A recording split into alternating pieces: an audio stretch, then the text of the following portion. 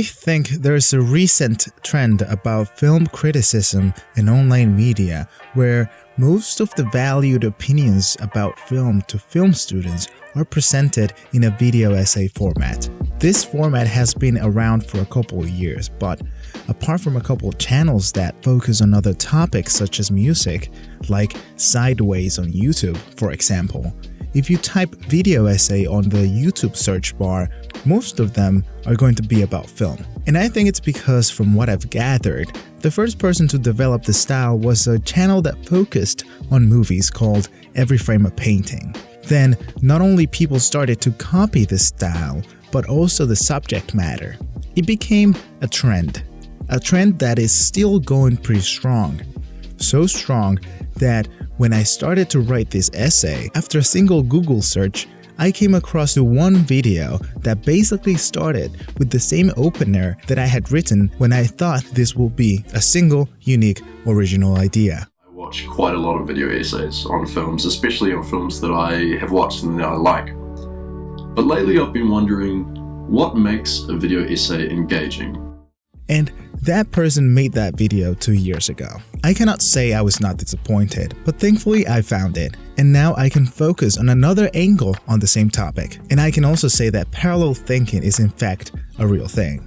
Now, this film-related video essay trend is not without its faults, and people are starting to catch on. There are two main videos out there that point out the flaws on these type of videos. The first one is How Video Essays Are Deceiving You by Blue Shades, and also, with a title a little bit less subtle, Video Essays Are Dumb by Taylor J. Williams. Both of these very critical videos, I can say, come from a place of love. First off, Blue Shades' content is based around YouTube, and his position is not a very extreme one. He's worried about the content, how it is presented, and that he thinks that people should not be enticed by how the narrator speaks, his intonation, diction, and voice, but more about what he has to say. And a big worry is that they can say whatever they want, and people will believe the words to be this deep philosophical knowledge, just because it is presented with mellow music and nice editing. Video essayists are trying to make their opinion pieces seem more like the end-all be-all objective truth on the matter. One of the most entrancing things about video essays is their presentation. Whether it be their editing, writing, or vocal delivery, it can elicit a feeling of academic or intellectual prowess. While it may feel that way, you have to realize that some video essayists purposely do this. They keep the style of aesthetically pleasing lo-fi hip-hop beats or jazz while delivering lines in a very oratorical style.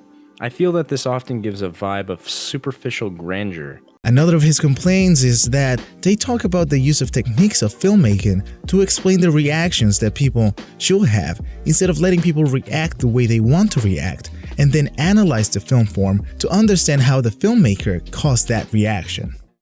When we attempt to view a shot's meaning only through the production techniques used, we are robbing ourselves of exploring the nuance of a shot.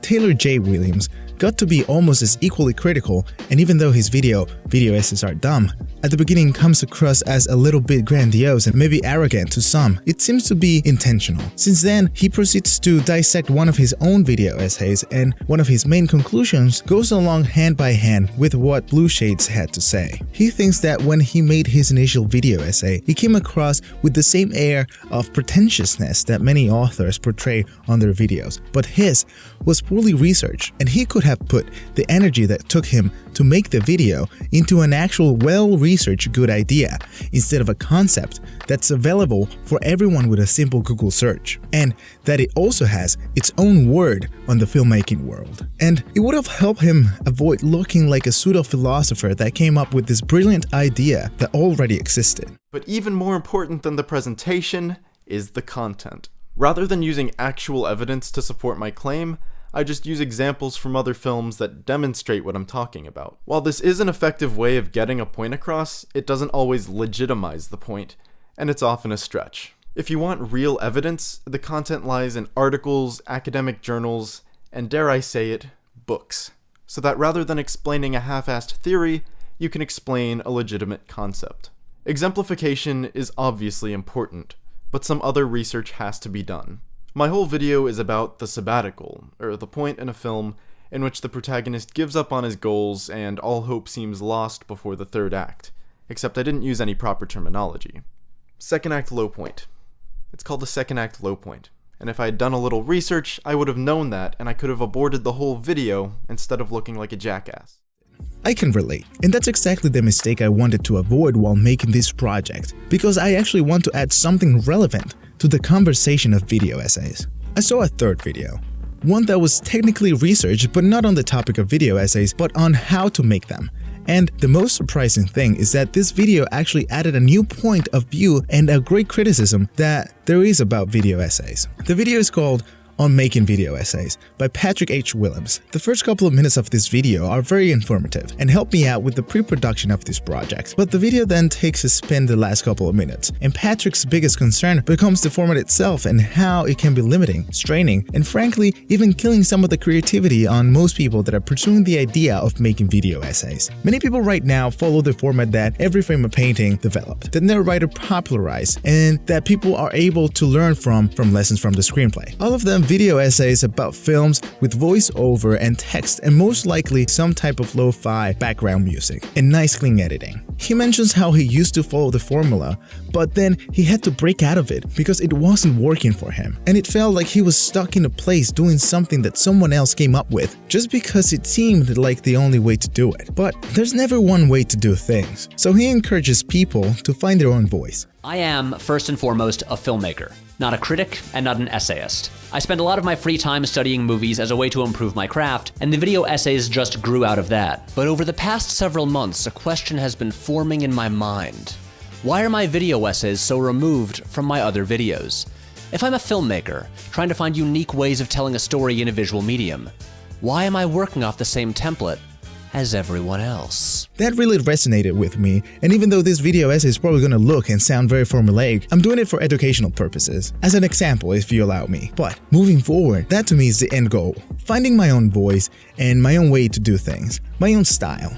Even though those complaints and criticisms seem to be well justified, I feel like there is a part of it that's on us, the audience. First off, we have to understand that film is art, and art is subjective, and video essays are opinion pieces. When we see people deconstructing movies, we see them deconstructing their own vision of the movie. Our vision can be and will be different. Mine from yours and ours from the one of the author. And having first-hand experience of the movie is better than listening to someone talk about something you have never seen and just trusting his or her opinions just because you like the way that they edit their videos or the way they speak. I will recommend only watching videos about what you have actually seen and understood, and then compare ideas and see what you agree or disagree with. And always using common sense as your main front of the fence. And pay attention to what they're actually saying, because there's a difference between hearing and listening. Because their opinion may sound like something relevant and deep, and it could be something else entirely. At the end of the day, they're humans just like you and I. They can make mistakes. If you want to do video essays, learning the techniques is an amazing start. It's like learning the techniques and grammar of filmmaking. But after you feel comfortable with what you know, make the complete opposite and grow your own voice. Make your own style, because the format of video essays needs to grow and evolve and become something better. And it's only going to happen if you are adding your own personality and taste to the table. At the end, it doesn't matter if there are hundreds or thousands of video essays, because there are hundreds and probably thousands of movies every year across the world. But every person has a different take